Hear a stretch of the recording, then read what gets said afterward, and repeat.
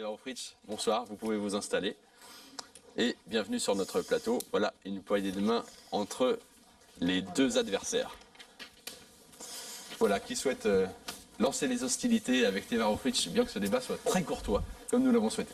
On a parlé programme avec M. Temarou à l'instant. On va peut-être enchaîner avec vous sur le programme. Est-ce que vous pouvez expliquer les 3 R?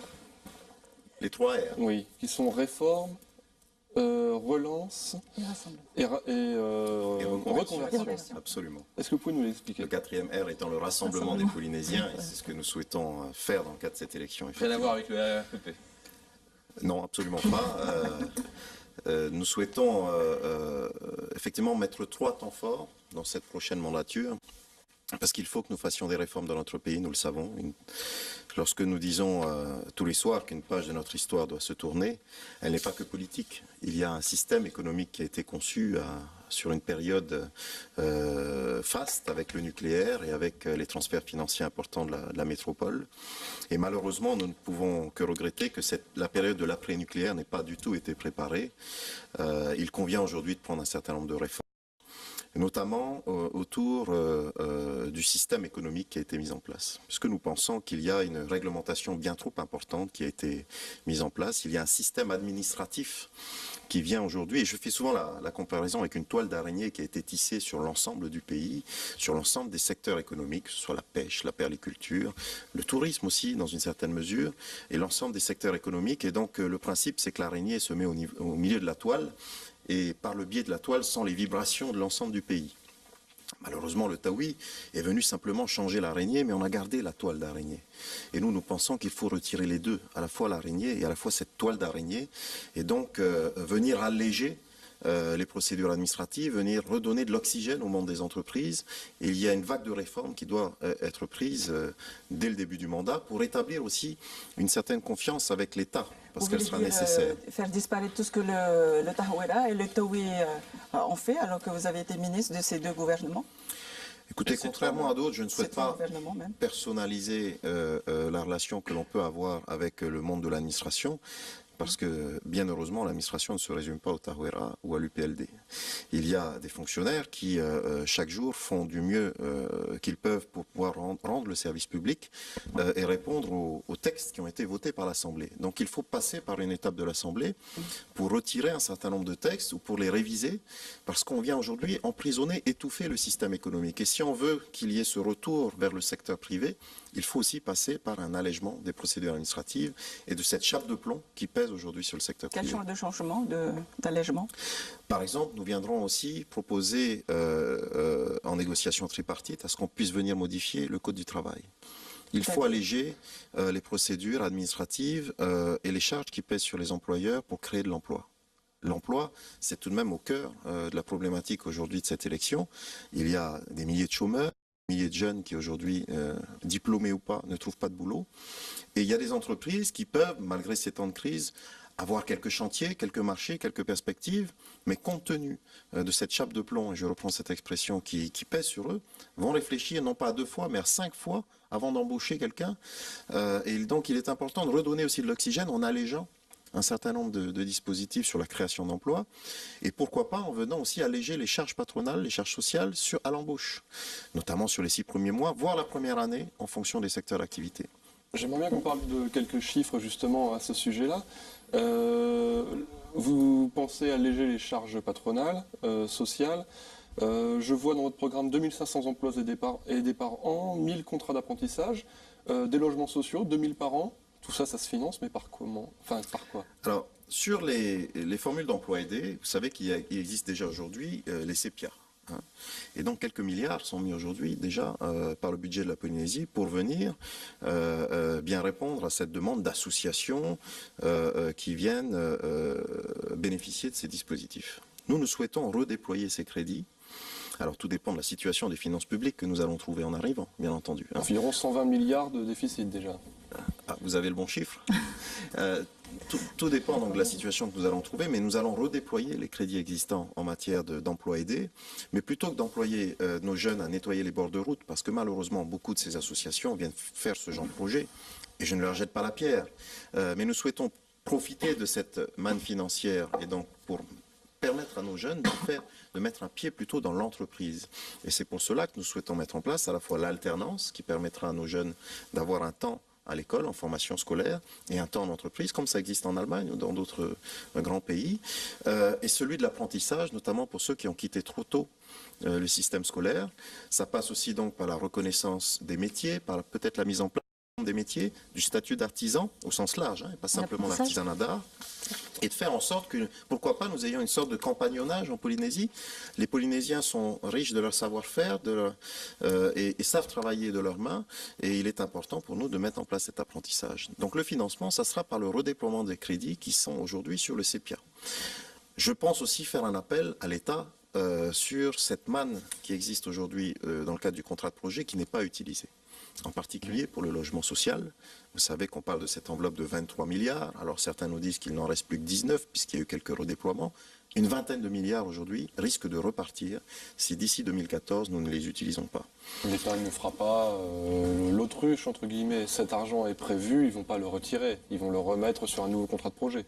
Ils le remettront s'il y a une équipe qui vient proposer des projets cohérents, crédibles. À défaut, l'État a déjà prévenu, vous savez qu'ils ont quelques difficultés, tout de même à Paris aussi, et l'État dans l'État qui s'appelle Bercy risque de dire, écoutez, on va mettre cet argent-là ailleurs en attendant que les Polynésiens se décident. C'est pour ça que cette élection est particulièrement importante. Alors, qui dit emploi dit forcément boulot, donc pour qu'il y ait du boulot, il faut qu'il y ait des secteurs qui se développent. On a beaucoup parlé du tourisme et du secteur primaire pendant la campagne électorale. Est-ce que vous avez des filières qui vous semblent être des leviers de développement capables de sortir la situation économique dans laquelle se trouve le pays aujourd'hui? Je pense à l'autonomie énergétique, à l'économie numérique, je pense peut-être aux ressources maritimes qu'il faut peut-être relancer. Absolument, ça me permet de revenir sur les 3 R. Donc il y a le temps de la réforme au début parce qu'il faut faire des économies budgétaires et que le train de vie du gouvernement, de l'Assemblée et des institutions soit réduit pour établir aussi une confiance et une capacité d'investissement du pays qui va se faire en 2-3 ans. Il y a celui de la relance avec ce programme sur le logement parce que nous disposons de ces fonds de l'État qui ne sont pas utilisés. Mais il y a celui de la reconversion. Et effectivement, nous n'avons pas de nickel en Polynésie ni de pétrole, Dieu nous en préserve d'ailleurs. Nous avons un pays à préserver. Mais par contre, nous avons cette filière touristique qu'il faut reprendre, remettre en place. Je dis remettre en place parce qu'on a peut-être fait beaucoup d'hôtellerie à un moment aussi où on manquait de chambres d'hôtel, mais on s'est peut-être trop concentré, je parle de l'aide publique, sur la défiscalisation dans les grands hôtels. Il y a un effet d'aubaine aussi. Il y a un effet d'aubaine qui a été créé, mais souvenez-vous, en 95, après les émeutes, plus personne ne voulait investir non plus dans l'hôtellerie en Polynésie. Et donc, il y a eu un autre contexte qui a permis de mettre en place d'autres outils. Aujourd'hui, nous pensons qu'il faut redéfinir le produit polynésien, parce qu'on ne peut pas imaginer que des touristes viennent simplement dormir dans de belles chambres d'hôtel, quand bien même il viendra en lune de miel. Et il faut faire en sorte aussi que ce tourisme bénéficie davantage à la population. J'étais à Ta'a la semaine dernière, au marché de Ramené. Ils ont fait un superbe marché, c'est propre, c'est magnifique, on pourrait dormir par terre. Mais ils voient passer les navettes des grands bateaux devant le marché et se plaignent, les jeunes qui se sont mobilisés, qui ont essayé de planter, de faire de l'artisanat, ils disent mais ils ne viennent pas nous voir les touristes.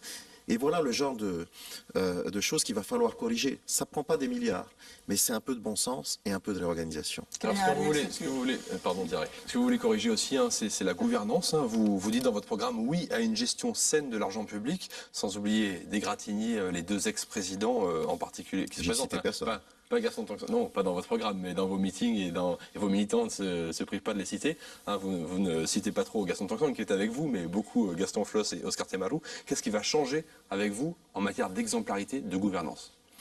Et je pense effectivement que si nous devons appeler toute une population à se lever avec nous, il faut montrer l'exemple. Donc nous allons bien entendu réduire le train de vie du gouvernement, arrêter aussi tout ce faste et cette démesure qui a été la règle pendant quelques années, nous le savons bien.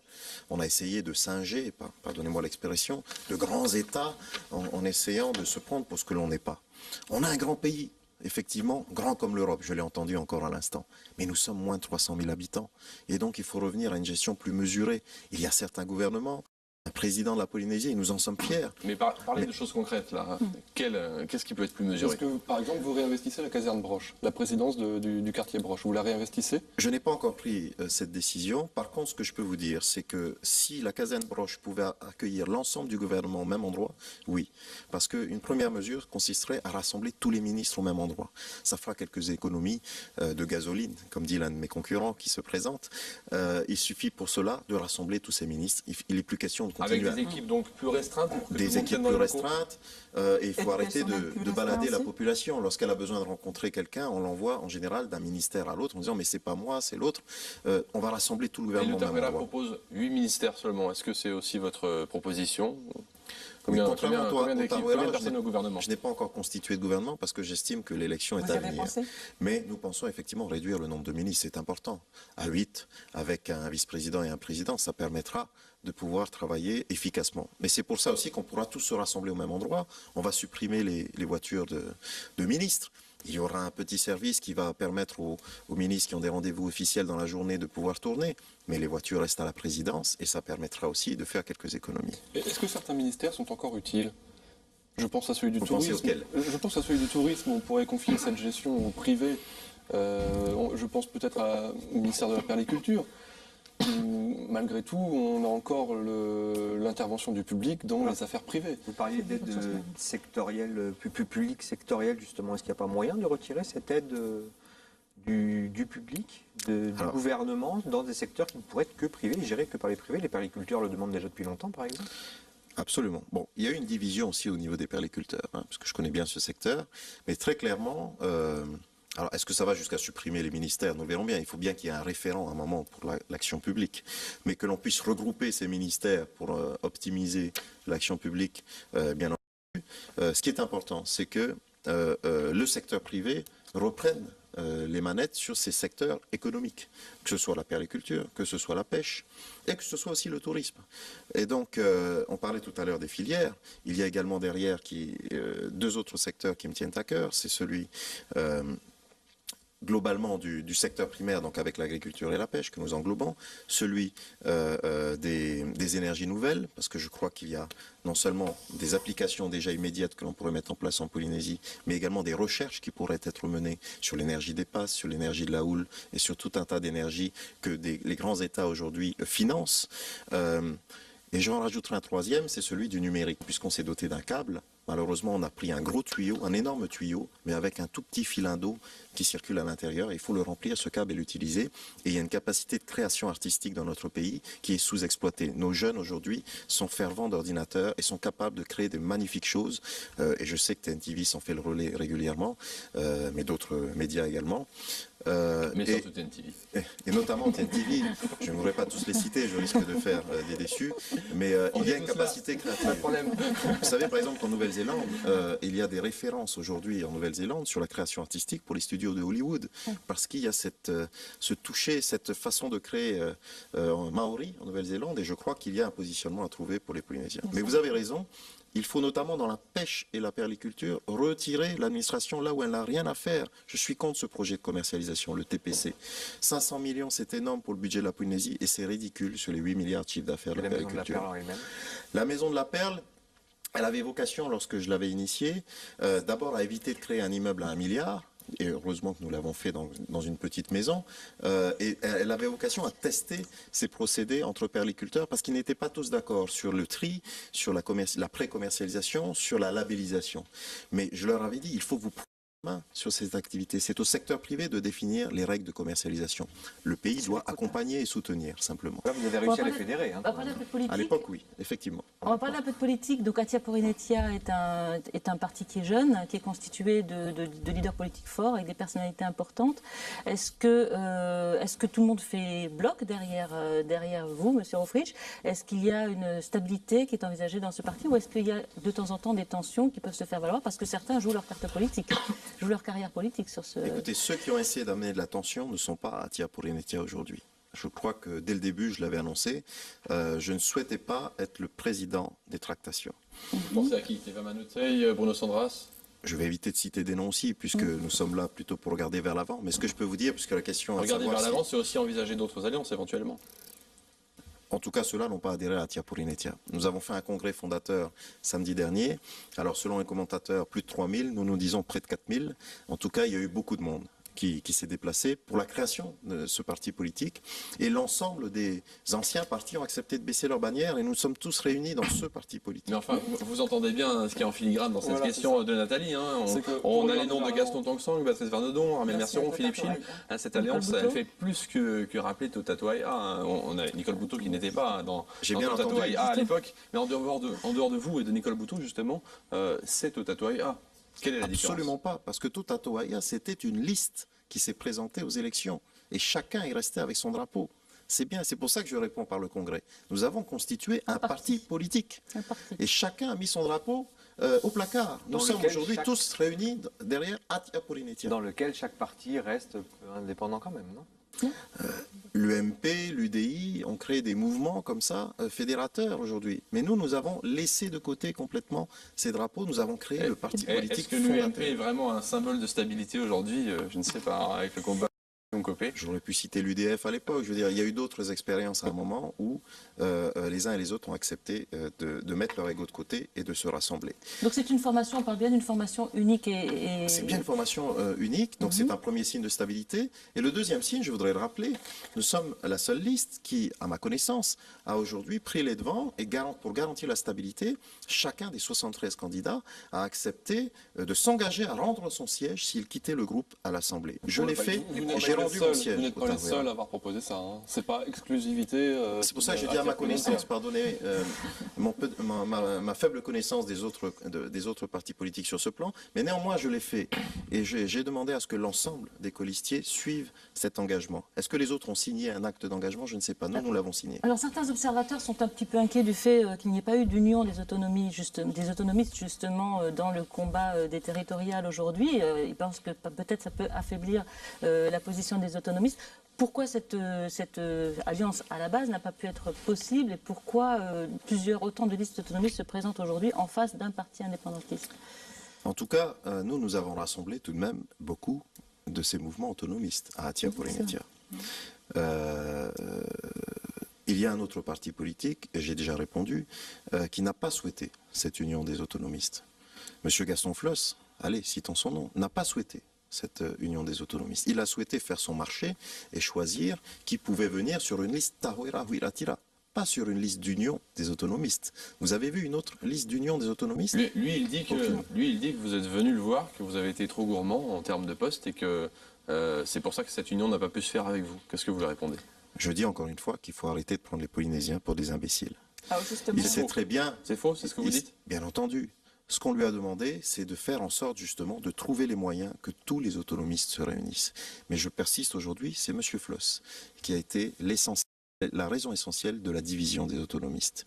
Il devrait accepter de soutenir cette nouvelle page qui doit s'écrire, de soutenir cette nouvelle génération. Il a encore désigné il y a quelque temps M. Edouard Fritsch comme son dauphin. Mais ça fait 20 ans qu'il a désigné M. Edouard Fritsch comme son dauphin. Quand est-ce que le dauphin va pouvoir prendre les rênes? Jamais à mon sens, parce que M. Floss veut à tout prix se maintenir lui. est-ce que cela veut dire que vous ne vous allierez pas au Tahoeira Huiratira au second tour?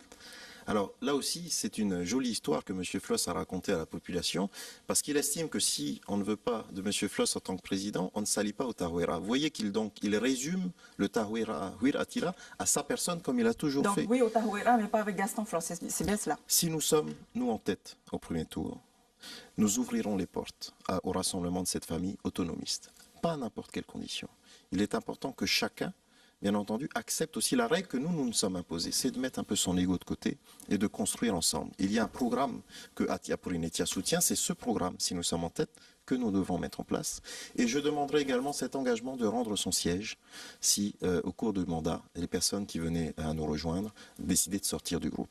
Voilà les conditions. Alors, vous dites qu'il faut mettre son ego de côté, donc on va tenter de le faire. Si jamais vous n'êtes pas premier, que vous êtes troisième, par exemple, derrière... mettons l'UPLD, le Tahoeira Ozar. Est-ce que vous accepterez de vous rallier au Tahoeira derrière la bannière de Gaston Floss, sous la bannière de Gaston Floss? Pour compléter la question de Mike, peut-être, est-ce que vous comptez sur un réservoir de report de voix, justement, à ce moment-là? Alors, d'abord, je tiens à vous dire que Gaston Floss a déjà répondu à cette question, puisqu'il a fermé toute perspective d'alliance de la famille autonomiste au second tour. Il l'a dit clairement. Alors, il vous l'a peut-être dit, mais sur notre antenne, Edouard Fritsch ou d'autres, Nui Hao peut-être le confirmera tout à l'heure, n'ont pas exclu des alliances. Est-ce que c'est eux qui vont décider? Pensez-vous vraiment qu'ils vont décider? Qui décide au Tahuera Huilatira? Est-ce que c'est Nui Hao ou est-ce que c'est Gaston? La question est là. Il a indiqué clairement devant des milliers de téléspectateurs qu'il n'envisageait aucune alliance avec des partis autonomistes au second tour. Voilà. Ensuite, en tout cas, vous ne fermez pas la porte. Si nous sommes en tête, nous ouvrirons les portes. Si nous sommes derrière, très clairement, je dois vous dire que aujourd'hui, il y a une situation où nous estimons qu'il faut tourner une page de notre histoire et il est important que la Polynésie regarde vers l'avant, qu'elle regarde son avenir en face et on ne peut pas prétendre en regardant dans le rétroviseur construire l'avenir. Dernière question, très brève. Vous vous présentez comme la relève, justement, contrairement à M. Floss, qui a été président de très longues années.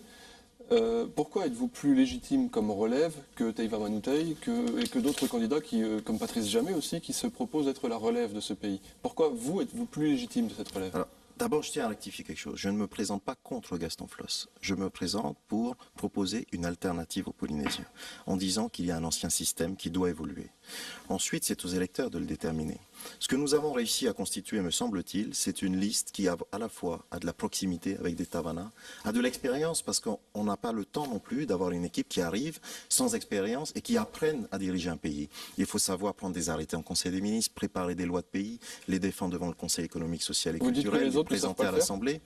En tout cas, nous avons une équipe qui propose une vraie expérience, du renouveau avec 41 personnes de la société civile et de la proximité avec l'État. Non, on s'arrête là, je suis désolé. On est arrivé à la fin de votre temps de parole. Merci beaucoup, Teva Fritsch. Vous savez que les règles du CSA sont impitoyables. Je suis respectueux des règles. Merci, Teva Fritsch. Merci de votre participation à cette émission. Vous allez donc laisser la place à un autre candidat. Bonne soirée à vous.